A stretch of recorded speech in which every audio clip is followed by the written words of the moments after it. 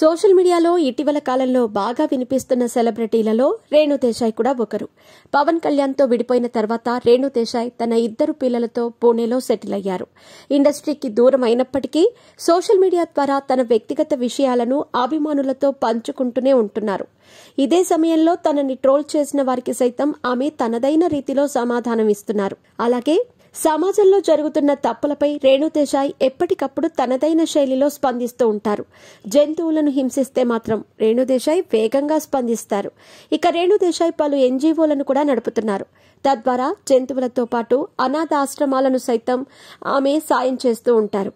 ఇదిలా ఉంటే తాజాగా రేణు దేశాయ్ ఇంట తీవ్ర విషాదం చోటు చేసుకుంది. రేణు దేశాయ్ తల్లి మరణించారు. ఈ విషయాన్ని రేణు దేశాయ్ తన సోషల్ మీడియా ద్వారా తెలియజేశారు. తన తల్లి ఫోటో షేర్ చేసి ఆమె ఓం శాంతి అంటూ రాసుకొచ్చారు. అలాగే తన పోస్ట్లో పునరపి జననం పునరపి మరణం పునరపి జనని జాతరే శయనం ఇహ సంసారే బహుదుస్తారే కృపయా పరే పాహి మురారే. మళ్లీ మళ్లీ ఒకటి పుడుతుంది, మరల మరల ఒకరు మరణిస్తారు, మరల మరల ఒకరు తల్లి కడుపులో నిద్రపోతారు.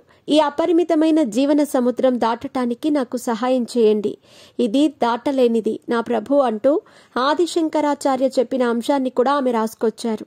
అయితే రేణు దేశాయ్ తల్లి ఎలా చనిపోయారు, ఆమె మరణానికి కారణం ఏంటి అనే విషయాలను మాత్రం వెల్లడించలేదు.